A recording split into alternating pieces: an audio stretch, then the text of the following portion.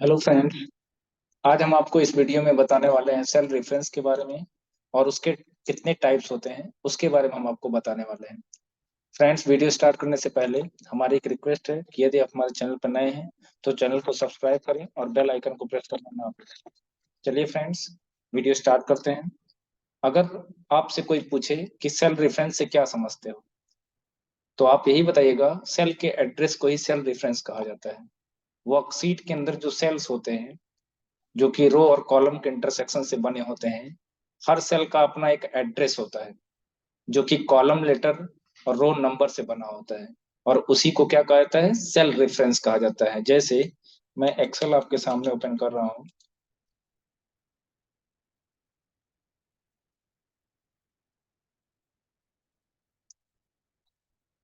जैसे अगर हम इस सेल की बात करें तो इस सेल का रेफरेंस क्या है, इस सेल का एड्रेस क्या है, तो हम कहेंगे B3। कैसे पता?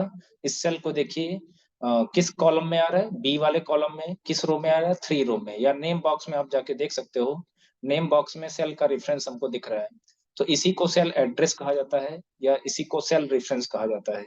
यही चीज हमने आपको बताया कि जो सेल का एड्रेस होता है उसी को ही सेल रेफरेंस कहा जाता है, और ये कॉलम लेटर और रो नंबर से बना होता है। इसका कॉन्सेप्ट क्यों एक्सेल में लाया गया, इसलिए लाया गया ताकि हम एक सेल की वैल्यू को, है ना, या हम यूं कहें किसी भी सेल की वैल्यू को उसके रेफरेंस से, यानी उसके एड्रेस से हम एक्सेस कर सकते हैं। ध्यान से सुनिएगा, किसी भी सेल की वैल्यू को हम उसके रेफरेंस से डायरेक्टली एक्सेस कर सकते हैं। फॉर एग्जांपल, यहाँ पे हमने कितना ले लिया, 56। अब इस वैल्यू को अगर हमको एक्सेस करना है तो हम क्या लिखेंगे, इज इक्वल टू इस सेल का रेफरेंस। इस सेल का रेफरेंस कितना है, B3। हम एंटर करेंगे तो आप देख सकते हो ये 56 यहाँ पे आ गया।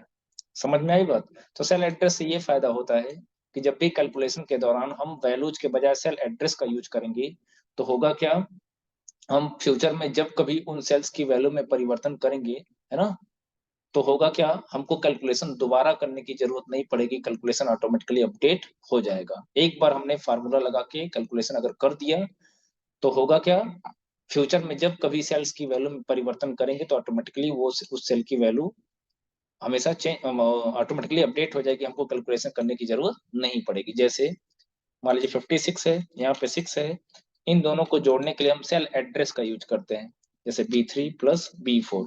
अब होगा क्या, यहाँ पे रिजल्ट कितना आ जाएगा, 62।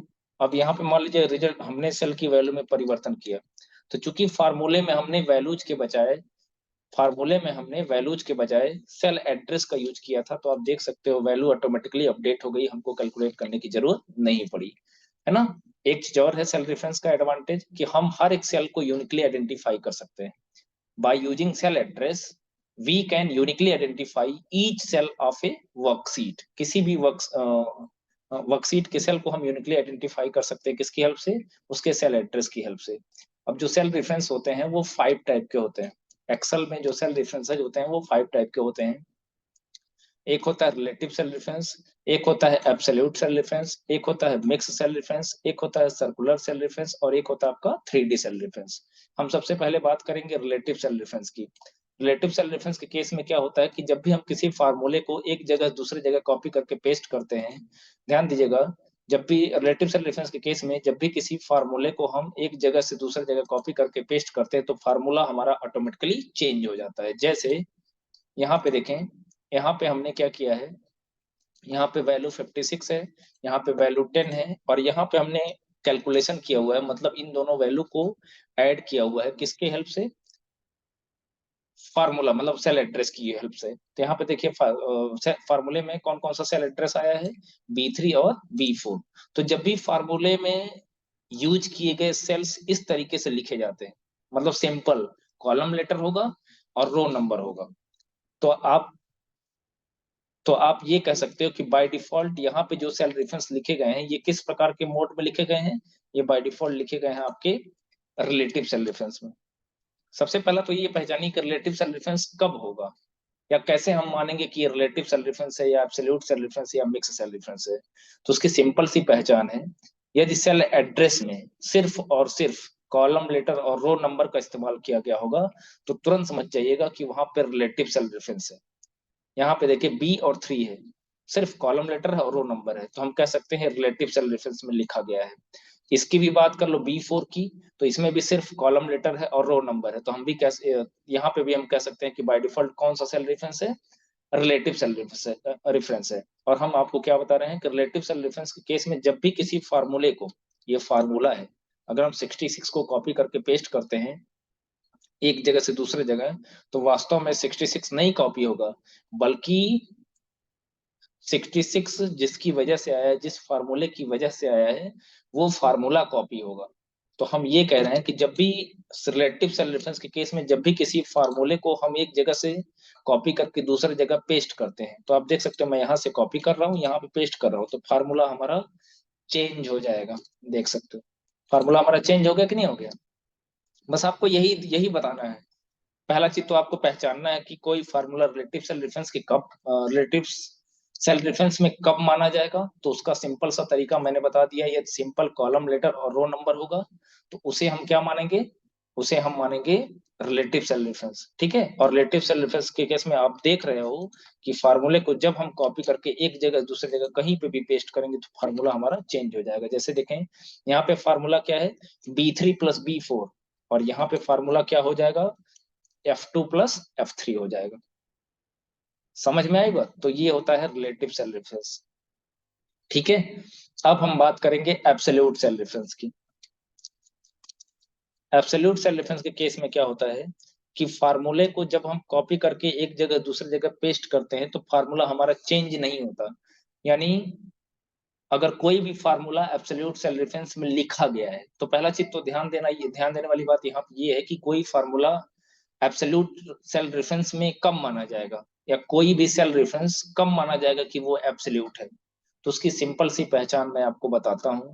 वो पहचान ये है कि जब कभी किसी भी सेल रेफरेंस में लिखे गए जो कॉलम लेटर होंगे और रो नंबर होंगे, उनके आगे यदि डॉलर साइन आया है, जैसे देख लें B3 के आगे, B3 वाले सेल रेफरेंस में ना B के आगे कुछ है ना 3 के आगे कुछ है, लेकिन अगर हम F4 कीबोर्ड से फंक्शन की F4 प्रेस कर दें एक बार, तो होगा क्या, देखिए B के आगे भी डॉलर साइन आ गया और 3 के आगे भी डॉलर साइन आ गया। अब हम कह सकते हैं कि यह जो B3 सेल रेफरेंस है, ये रिलेटिव में ना होकर के अब क्या हो गया, एब्सोल्यूट हो गया, मतलब लॉक लग गया है। यानी अब हम अगर इस फार्मूले को कहीं कॉपी करके पेस्ट करते हैं तो B3 तो नहीं चेंज होने वाला, ना ही B चेंज होगा ना ही 3 चेंज होगा। बात समझिएगा। B क्यों नहीं चेंज होगा, क्योंकि B के आगे डॉलर साइन है। 3 क्यों नहीं चेंज होगा, क्योंकि 3 के आगे भी डॉलर साइन है। तो जिसके जिसके आगे भी डॉलर साइन आया है वो चेंज नहीं होगा।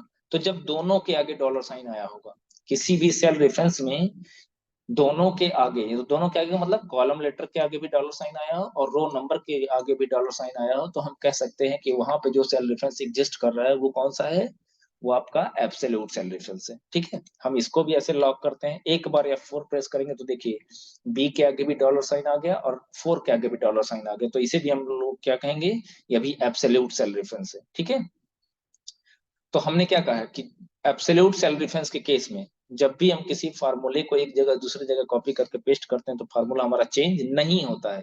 रिलेटिव में चेंज हो जाता है, मतलब कॉलम लेटर भी चेंज हो जाता है, रो नंबर भी चेंज हो जाता है, लेकिन एब्सोल्यूट के केस में क्या होगा, फार्मूला हमारा अपरिवर्तित रहेगा, मतलब चेंज नहीं होगा। आप देख सकते हो यहाँ पे जो फार्मूला था B3, दोनों के आगे डॉलर साइन है, B3 + B4, यहाँ पे भी देखें फार्मूला हमारा वही है, फार्मूला हमारा चेंज नहीं हुआ, जिसकी वजह से ये रिजल्ट हमारा जो 66 था वही रिजल्ट यहाँ पे भी आया।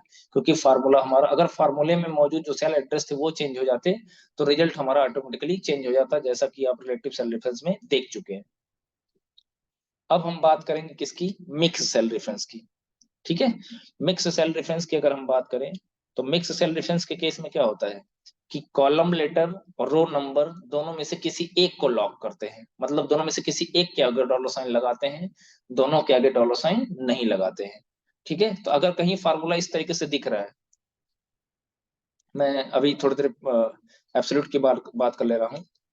जब भी आपको फार्मूले में मौजूद जो सेल रेफरेंसेज हैं, सेल एड्रेसेज हैं, उनमें कॉलम लेटर और रो नंबर दोनों के आगे डॉलर साइन आया है तो तुरंत समझ जाइएगा कि कौन सा सेल रेफरेंस है, एब्सोल्यूट।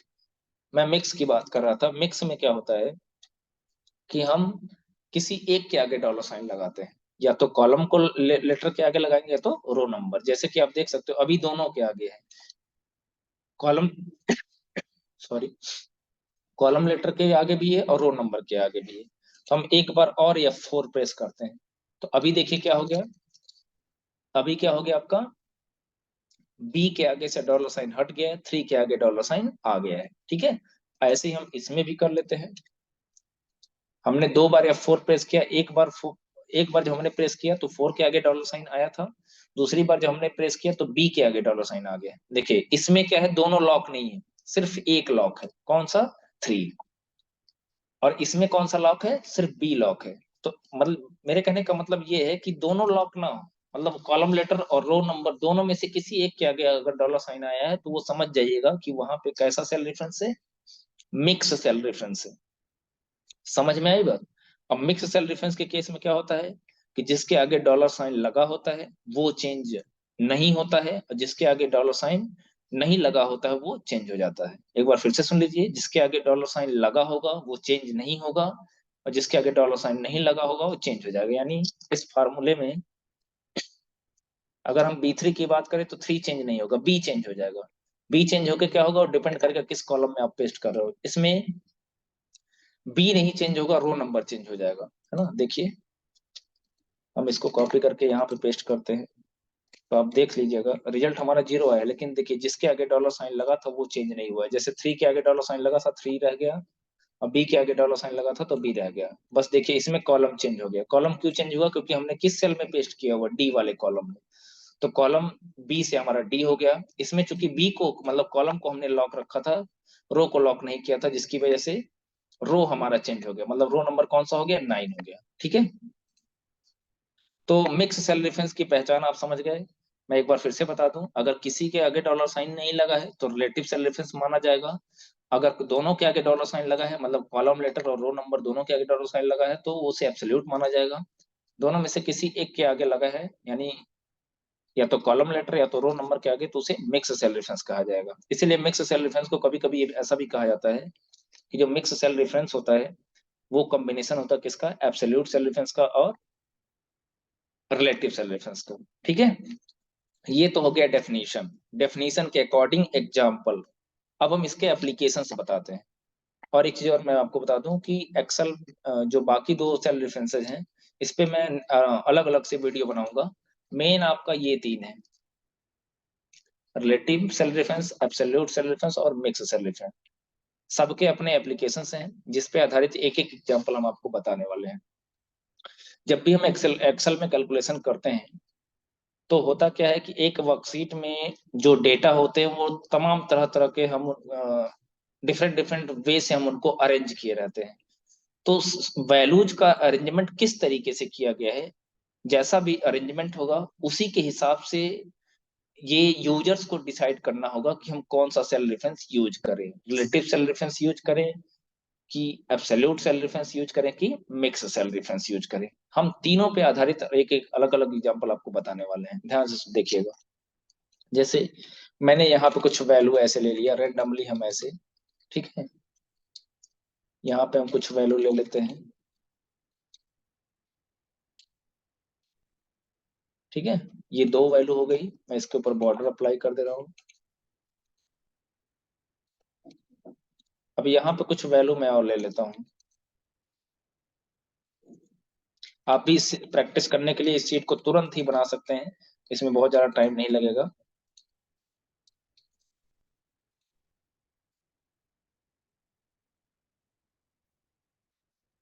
ठीक है, ये दूसरे दूसरे ये कुछ वैल्यूज और हमने ले लिया, इसको भी इसके ऊपर भी बॉर्डर लगा दे रहे हैं। अब देखिए हमको करना क्या है।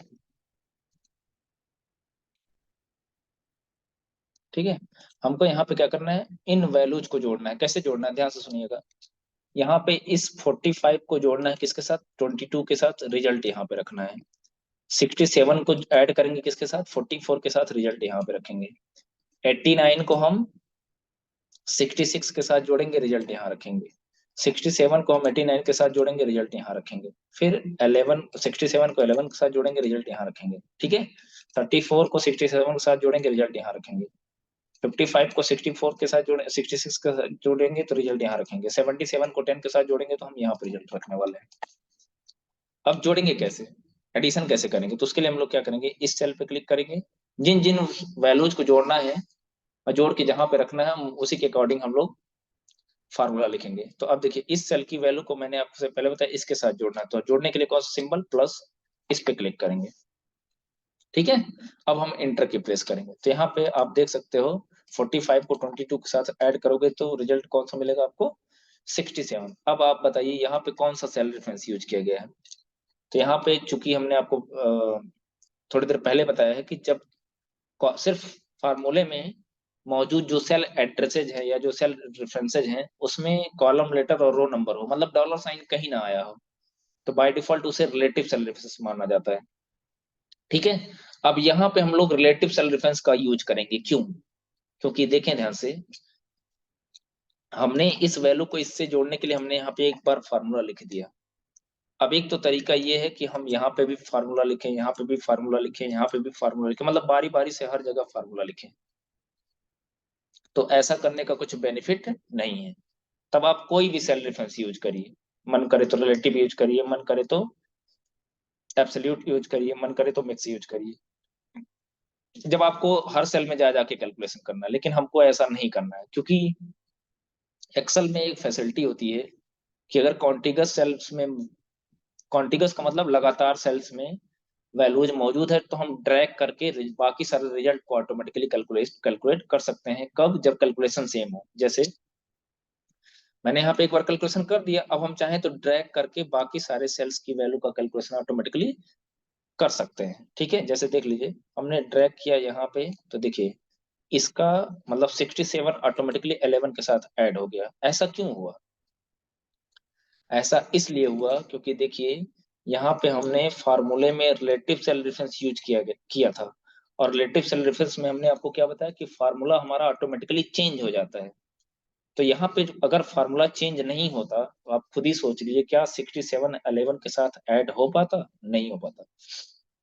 मतलब मेरा कहने का ये है कि जब हम फार्मूले को नीचे की तरफ ड्रैग करें तो फार्मूला हमारा बदल जाना चाहिए, मतलब सेल एड्रेस बदलना चाहिए। देखें A2 के बजाय क्या हो जाना चाहिए, A3 हो जाना चाहिए। मतलब इसमें देखिए, इसमें A2 को ध्यान से देखिए, इसमें A2 है, और जब इस पे आएंगे, इस सेल पे आएंगे तो इसमें ध्यान से देखिए A3 है। मतलब क्या चेंज हुआ है, रो चेंज हुआ है, और होना भी चाहिए। ठीक है, मतलब ये है कि जब हम इस फार्मूले को नीचे की तरफ ड्रैग करें तो देखिए रो हमारा चेंज होना चाहिए, 2 3 से क्या होना चाहिए, 3 होना चाहिए। फिर देखिए जब हम दाहिने तरफ मूव करेंगे, मतलब राइट की तरफ मूव करेंगे, तो हमारा कॉलम चेंज होना चाहिए। देखिए ए से बी कॉलम होगा, तभी तो बी वाले कॉलम की वैल्यू मतलब 67 इसके साथ ऐड होके यहाँ पे आएगी। मतलब जब राइट की तरफ मूव हो रहे हैं तो कॉलम बदलना चाहिए, और जब नीचे की तरफ मूव कर रहे हैं तो रो बदलना चाहिए। यानी यहाँ पर रिक्वायरमेंट क्या है, रिक्वायरमेंट ये है कि कॉलम को भी बदलने देना है, मतलब कॉलम लेटर को भी चेंज होने देना है, और रो नंबर को भी चेंज होने देना है। तो जब जो दोनों को चेंज होने देना है तो हमको फार्मूले में जो सेल रेफरेंसेज हैं उसमें कहीं पे भी डॉलर साइन लगाने की कोई जरूरत नहीं है। ठीक है, तो देखिए हमने डॉलर साइन नहीं लगाया है, यहाँ पे जरूरत नहीं थी। अब एक साथ देखिए जब राइट की तरफ ड्रैग करेंगे तो फार्मूला हमारा क्या हो जाएगा, फार्मूले में कॉलम चेंज होगा। तो इस तरीके से देखिए ऑटोमेटिकली कैलकुलेट, मतलब फार्मूला हमने एक जगह लगाया, सिर्फ यहाँ पे फार्मूला लगाया था, बाकी जगह कैलकुलेशन कैसे हो गया, हमने फार्मूले को ड्रैग कर लिया। फार्मूले को ड्रैग भी कर सकते हो, फार्मूले को आप कॉपी पेस्ट भी कर सकते हो। ठीक है, तो अब ऐसे एग्जांपल अगर आपको कहीं मिल रहे हैं जहां पे कॉलम लेटर भी चेंज होना चाहिए और रो नंबर भी चेंज होना चाहिए, तो उस केस में आप रिलेटिव सेल रेफरेंस का कॉन्सेप्ट यूज करेंगे। समझ में आई बात। ठीक है, अब ये तो था आपका रिलेटिव सेल रेफरेंस पे आधारित एग्जांपल। एक दूसरा एग्जांपल हम लेते हैं इसी में। ठीक है, जैसे हम क्या करते हैं, यहाँ पे 11 कोई वैल्यू लिए हैं, बात समझिएगा। हमको क्या करना है, यहाँ पे ये जो वैल्यू दिख रही है 22 को मल्टीप्लाई करना है किसके साथ, 11 के साथ। जो रिजल्ट आए हमको यहाँ पे लिखना है, यहाँ पे ध्यान से समझिएगा। फिर 44 का मल्टीप्लीकेशन 11 के साथ करना है और उसका रिजल्ट यहाँ लिखना है। 67 का मल्टीप्लीकेशन 11 के साथ करेंगे, उसका रिजल्ट यहाँ पे लिखेंगे। मतलब ये जितनी भी वैल्यूज हैं इन सबका मल्टीप्लिकेशन हमको बारी बारी से करना है और यहाँ पे एक एक करके सेल्स में हम उसका रिजल्ट लाते जाएंगे। अब यहाँ पे देखिए हमको क्या करना है, फार्मूले का यूज करेंगे। कैसे? इस सेल पे क्लिक किया, अब इसका मल्टीप्लिकेशन किसके साथ करना है? इसके साथ करना है। अब यहीं पे आपको जब पहली बार फार्मूला लिखेंगे उसी समय आपको ध्यान देना है कि किसको लॉक करें या किसको लॉक ना करें। जैसे देखें इस सेल का एड्रेस कितना है? A5। अब जब हम राइट की तरफ मूव करेंगे A5 B5 हो जाना चाहिए, है ना? तभी तो 44 का मल्टीप्लिकेशन, तभी 44 को हम एक्सेस कर पाएंगे ना। जब राइट की तरफ मूव करेंगे तो A5 से B5 हो जाए, फिर B5 से C5 होना चाहिए, तभी तो हम 46 को एक्सेस कर पाएंगे। फिर C5 से D5 हो जाना चाहिए। ये तो हो गया राइट की तरफ, मतलब जब राइट की तरफ मूव कर रहे हैं तो ये से इस सेल में कॉलम चेंज होना चाहिए। फिर आते हैं नीचे की तरफ, जब नीचे की तरफ आएंगे तो देखिए ध्यान से इसमें क्या होना चाहिए, A5 बदल जाना चाहिए किसमें? A6 में, तभी तो हम 11 को एक्सेस कर पाएंगे। ध्यान दीजिएगा, यही बस एक सेल में ही देख लीजिए, बहुत दूर जाने की जरूरत नहीं है। A5 जब राइट की तरफ मूव करेंगे तो A5 बदल जाना चाहिए B5 में, तभी तो हम 45 को एक्सेस करेंगे। ऐसे ही जब नीचे की तरफ मूव करेंगे तो A5 बदल जाना चाहिए किसमें? 6 में। तो देखिए इसमें रो चेंज होना चाहिए, राइट की तरफ मूव हो रहे हैं तो कॉलम चेंज होना चाहिए, क्योंकि दोनों साइड वैल्यू दी गई है। एक और सिंपल सा तरीका बताते हैं, जब भी वैल्यूज आपको इस तरीके से रो कॉलम्स दोनों में दी गई हैं, जैसे देखें इसमें 2 रो हैं और 4 कॉलम्स हैं, तो जब भी एक से ज्यादा रो या एक से ज्यादा कॉलम में वैल्यू दी गई है तो आप वहां पे जब उन वैल्यूज को एक्सेस करिएगा तो लॉक मत लगाइएगा। मतलब A5 को हम लॉक नहीं करेंगे क्योंकि कॉलम भी बदलने देना है और रो भी बदलने देना है। लेकिन अब यहाँ पे आते हैं 57 पे, सॉरी F7 पे। F7 में कितना है? 11। ये वाला सेल चेंज नहीं होना चाहिए, क्योंकि शर्त क्या है, क्वेश्चन क्या है? क्वेश्चन यही है कि सारी वैल्यूज से मल्टीप्लिकेशन 11 से ही करना है। तो राइट की तरफ मूव करेंगे तो भी यही कॉलम होना चाहिए, नीचे की तरफ मूव करेंगे मतलब रो की तरफ मूव करेंगे तो भी यही रो होना चाहिए, क्योंकि जो वैल्यू है 11 हमारा वो किसमें है? F7 में ही है। तो होगा क्या, जब हम इसको मूव करेंगे, है ना, अभी देखिए जैसे हम यहाँ से राइट की तरफ मूव करेंगे इसका रिजल्ट 0 हो जाएगा। कारण जानते हैं क्या है? कारण ये है कि देखिए ये चेंज हुआ, मतलब B5 A5 B5 हो गया, कोई दिक्कत नहीं, 44 हमको एक्सेस करना था, लेकिन देखिए यहाँ पे भी चेंज हो गया कि नहीं हो गया? यानी राइट की तरफ जब मूव करेंगे तो ये कॉलम नहीं, ये सेल नहीं बदलना चाहिए, मतलब इसका कॉलम नहीं बदलना चाहिए। जिसकी बदल गया तो जिसकी वजह से रिजल्ट क्या हो गया? 0 आ गया। मैं इसको फिर से हटाता हूँ। अब नीचे की तरफ मूव करेंगे तो भी ये तो ठीक हो जाएगा, ये 5 B6 हो जाएगा, लेकिन ये क्या बदल जाएगा? F7 से F8 हो जाएगा। F8 में क्या कोई वैल्यू है? तो यहाँ पे नहीं, मतलब नीचे की तरफ भी ड्रैग करोगे तो रिजल्ट क्या हो जाएगा? 0 हो जाएगा। तो ऐसी स्थिति में हम क्या करेंगे? ऐसी स्थिति में हम इस F7 को क्या करेंगे? लॉक करेंगे। वो भी किस तरीके से? एब्सोल्यूट। एब्सोल्यूट क्यों लॉक करेंगे? क्योंकि हमको ना ही इस सेल का कॉलम बदलने देना है ना ही रो बदलने देना है, मतलब दोनों को लॉक करना पड़ेगा। और इस केस में हमको किसी को लॉक करने की जरूरत नहीं है। तो अब इसी में देखिए इस फार्मूले में दो तरीके के सेल रेफरेंसेज आए हैं। ये आपका रिलेटिव हो गया, क्यों? क्योंकि किसी एक के आगे डॉलर साइन नहीं लगा है। और ये आपका क्या हो गया? एब्सोल्यूट, क्योंकि दोनों के आगे डॉलर साइन लगा है। दोनों के आगे का मतलब कॉलम लेटर के आगे भी लगा है और रो नंबर के आगे भी लगा है। एंटर करते हैं। अब हम क्या करेंगे? ड्रैग करेंगे। सारा का सारा कैलकुलेशन बहुत आसानी से हो जाएगा। ठीक है, ये तो था आपका किसका एग्जाम्पल? एब्सोल्यूट सेल रेफरेंस का। समझ में आई बात? ठीक है। अब हम आपको बताने वाले हैं मिक्स सेल रेफरेंस पर आधारित एग्जाम्पल। बहुत साधारण सा एग्जाम्पल देंगे, आपको बहुत आसानी से समझ में आएगा।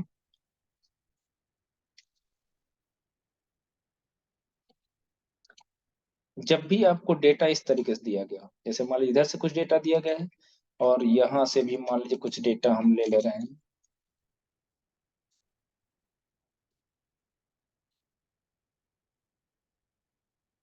ठीक है, ऐसा कुछ डेटा दिया गया है। अब हमको क्या करना है, इन दोनों को मल्टीप्लाई करके, इसको इसके साथ मल्टीप्लाई करके यहाँ रखेंगे। ठीक है, इस वैल्यू को इसके साथ मल्टीप्लाई करके यहाँ रखेंगे। ध्यान से समझिएगा, इसी वैल्यू का मल्टी मतलब 23 का मल्टीप्लीकेशन 15 के साथ करेंगे तो यहाँ रखेंगे। फिर 23 का मल्टीप्लीकेशन 20 के साथ करेंगे तो यहाँ रखेंगे। फिर देखिए 44 का मल्टीप्लीकेशन करेंगे तो यहाँ पे रखेंगे, सॉरी 24 का मल्टीप्लीकेशन करेंगे 5 के साथ तो यहाँ रखेंगे, ठीक है। फिर 24 का मल्टीप्लीकेशन 10 के साथ करेंगे तो यहाँ पे रखेंगे। इस तरीके से हमको एक एक सेल की वैल्यू को एक एक सेल के साथ मल्टीप्लाई करना है। तो अब यहाँ पे कैसे करेंगे, अब ध्यान से देखिएगा, जैसा कि मैंने आपको पहले ही कह दिया है कि इस सेल की वैल्यू का मल्टीप्लीकेशन हम लोग किसके साथ करेंगे, इस सेल के साथ करेंगे। तो अब यहाँ यहीं पे आपको ध्यान देना है। तो इस सेल का तो रिजल्ट आसानी से कैलकुलेट हो जाएगा, यहाँ तक कोई दिक्कत नहीं। लेकिन जैसे राइट की तरफ ड्रैग करेंगे ना, तो यहाँ पे देखिए राइट की तरफ जो हम ड्रैग करेंगे तो होगा क्या, ये जो A17 आपको दिख रहा है ये किस में बदल जाएगा, B17 में, और B16 किस में बदल जाएगा, C16 में। ध्यान से देखिएगा, जैसे हम इसको इधर से ड्रैग करेंगे तो देखिए यहाँ पे फार्मूला हमारा चेंज हो गया। क्या हो गया, जो A17 था वो किस में बदल गया, B17 में, और जो B16 था वो किस में बदल गया, C16 में। तो C16 तो हमको 10 चाहिए था, लेकिन यहाँ पे देखिए क्या B17 चाहिए था। तो यहाँ पे रिजल्ट कितना आया, हमको मल्टीप्लीकेशन किसका किसके साथ करना था, 10 का मल्टीप्लीकेशन 23 के साथ करना चाहिए था, और जिसके बाद हमको रिजल्ट 230 चाहिए था, लेकिन रिजल्ट कितना आ रहा है, 1150 आ रहा है। क्यों, क्योंकि जब हमने यहाँ पे फॉर्मूले को ड्रैग किया तो कॉलम हमारा क्या हो गया, चेंज हो गया। अब आप बताइए, इस फार्मूले को ध्यान से देखिए, हमको इसमें क्या करना है, इसका गुणा इसके साथ करना है। फिर ये कॉलम नहीं बदलना चाहिए, क्योंकि देखिए ये जितनी भी वैल्यूज दी गई हैं ये सारी एक ही कॉलम में है, सब के सब 23 20 सब एक ही कॉलम में है। यानी जब राइट की तरफ मूव करें हम तो इस कॉलम को बदलने नहीं देना है। तो ऐसी स्थिति में क्या करेंगे, हम इस केस में एक बार F4 प्रेस करेंगे तो दोनों लॉक हो जाएगा, मतलब कॉलम के ऊपर लॉक लगाएंगे। और जब दोबारा प्रेस करेंगे तो रो लॉक हो गया, रो को नहीं लॉक करना है, कॉलम को लॉक करना है जब इस कॉलम की किसी भी वैल्यू को एक्सेस करेंगे। एक बार और F4 प्रेस करते हैं तो आप देख सकते हो डॉलर साइन ए के आगे आ गया, 17 के आगे से हट गया। समझ में आई बात, ठीक है, डॉलर साइन ए के आगे लग गया, 17 के आगे से हट गया। अब इस पे आते हैं, जब नीचे की तरफ मूव करेंगे, ठीक है, तो जब नीचे की तरफ मूव करेंगे ध्यान दीजिएगा, तो ये जो B16 आपको दिख रहा है ना, मतलब B16 बदलना, 16 नहीं बदलना चाहिए, क्योंकि ये सारे के सारे वैल्यू 5 10 15 20 ये सारे के सारे 16 में ही है। यानी और जैसा कि हम जानते हैं कि अगर हमने यहाँ पे 16 को लॉक नहीं किया तो प्रॉब्लम क्या होगी, प्रॉब्लम ये होगी 16 बदल जाएगा किसमें, 17 में, और रिजल्ट हमारा गलत हो जाएगा। क्योंकि हमको B16 में मौजूद वैल्यूज का मल्टीप्लिकेशन किसके साथ करना है, 24 के साथ करना है। कब, जब हम नीचे की तरफ फार्मूला ड्रैग करेंगे। तो ऐसी स्थिति में किसको लॉक करेंगे, 16 को लॉक करेंगे। ध्यान दीजिएगा, इसमें देखिए हमने जब राइट की तरफ मूव करेंगे तो कॉलम नहीं बदलने देना है, और जब नीचे की तरफ मूव करेंगे तो रो नहीं बदलने देना है ना। और एक और शॉर्ट तरीका मैं बता दूं, जब भी एक ही कॉलम में कोई डेटा दिया गया हो और एक ही रो में कोई डेटा दिया गया हो तो समझ जाइएगा कि वहां पे मिक्स सेल रेफरेंस है। समझ में, और कोई कैलकुलेशन करना है तो अब यहाँ पे ध्यान से देखें, यहाँ पे ये वाला डाटा एक कॉलम में दिया है, तो जब राइट की तरफ मूव करेंगे तो कॉलम नहीं चेंज होने देना है, ये वाला डेटा सिर्फ एक रो में दिया गया है तो रो नहीं चेंज होने देना है।